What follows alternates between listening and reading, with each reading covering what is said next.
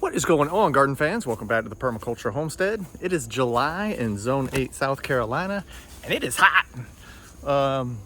This time of year is usually a very destructive force for the food forest, but as you can see, everything is still looking really green, looking really lush.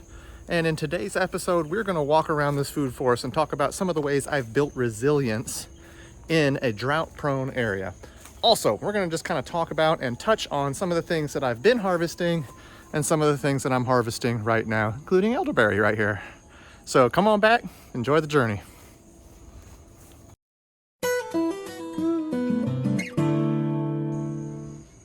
Welcome back to the home site, garden fans. It is July in Zone 8, South Carolina, and this is ending up to be the hottest time of the year for us. June, July, August in Zone 8 is always the hottest time of the year. Quick maintenance. We just finished harvesting the last of our permaculture plums, and I tell everybody these things are small but mighty. They are so juicy, even in a drought-prone area. So a little bit on the smaller side, not what you would expect out of a plum. This isn't a store-bought plum, by the way. We don't fertilize, pesticides, herbicides, anything like that, but we still get really sweet tasting, juicy fruit.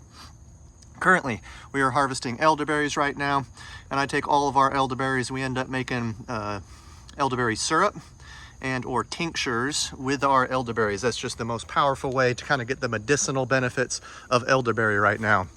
In the next coming weeks, we're going to continue harvesting elderberry. Here's my elderberry hedge. And we are loaded. I mean, we're always loaded down with elderberry. This is a big one for us. We also have some figs coming on the trees right now and some pawpaws, which I'll show you here in just a little bit. But I wanted to talk about this time of year because it is a very destructive time of year for us here in Zone 8, South Carolina. Summers here are hot. We're up in the 100 degrees plus right now. Things are starting to dry out, but these plants are still producing fruit.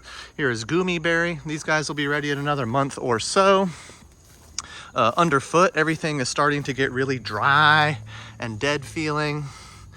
The ground cover is really dry. We've gotten very little rain. And to kind of help along the destructive process, I have been free ranging the chickens out here as well. So these guys are a huge help in my yard. The chickens here are certainly part of my integrated pest management, but they're also part of my weeding program. They come out here and eat all the weeds in the understory and take care of bugs as well. They help with pest cycles. More elderberry. Pawpaws, which are coming on right now.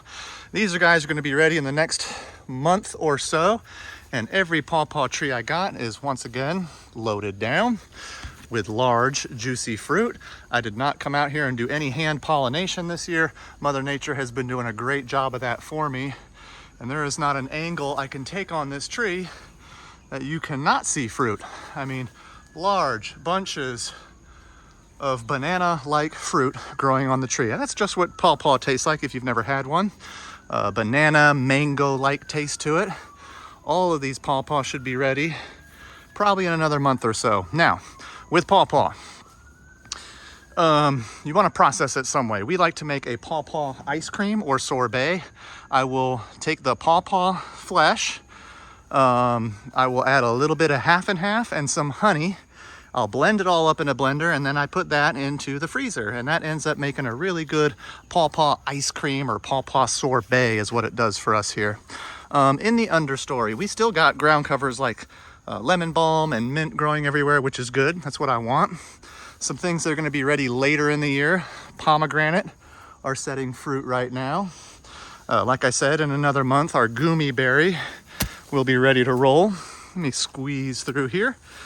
This is a mango pawpaw, which looks to be dropping its fruit right now. So these are probably ready to go. And I will be harvesting seeds from all of our pawpaw fruit this year and selling those to the public.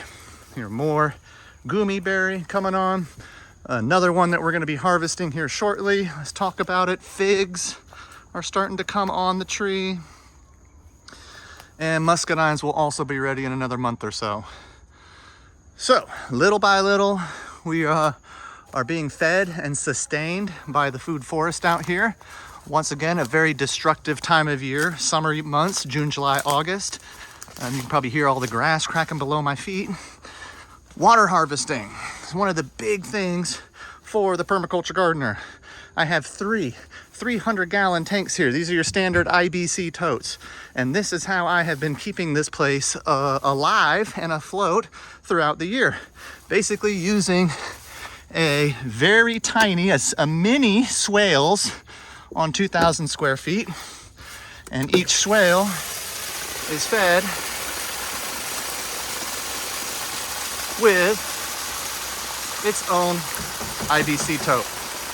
Okay, and this water here is gonna meander down a little pathway. I'll let that go for a little bit. Let me open up the next one here, boom. This one kind of is fed up to another swale, which kind of goes right through the middle of the yard here. Boom. Okay, and this right here is how I keep this place so green and lush looking. Even at a time of year when we're hitting 100+ degrees and we're in the middle of a drought. Now, it doesn't take much, probably about 250 gallons, 200 gallons out of each of these jugs in each of my swales once a week is usually all it takes to keep this place looking so green, so lush, and so productive, as you can see. Anyway, garden fans, just wanted to do a really quick walk about the home site right now. I've obviously got some more harvesting to do. Let's take a peek at that first swale that we're draining into, kind of give you an idea of what it looks like. Boom. And this is gonna kind of meander down a swale here, which is getting water too. Boom, you can see the water starting to rush. This is watering everything in front of you that you can see right now. So it's watering this elderberry hedge, it's watering this plum tree right here, it's getting water to the gumi berry, our nitrogen fixation, it's getting water to the root zone of our pineapple guava as well, which those will be ready by the time we're coming into September. Anyway, garden fans, once again, just wanted to do a quick walk about the food forest, kind of show you some things that are going on at the hottest time of year. This is a very destructive time of year, and I do try to help the destruction along by letting the chickens roam through and break pest cycles and break weed cycles. And I'm also doing my part to store water, store energy for later use. Because in a system like this, when we get to this time of the year, if you don't got water, things are gonna die on you. Anyway, I appreciate y'all coming out and checking out the homestead here. If you've got any questions, as always, please ask down in the comments. I try to answer everybody's questions the day a video goes out. And as always, please like, share, and subscribe. That's what really helps us out, especially at a time when YouTube is silencing channels like this, your grassroots gardening channel. Appreciate y'all's support. God bless.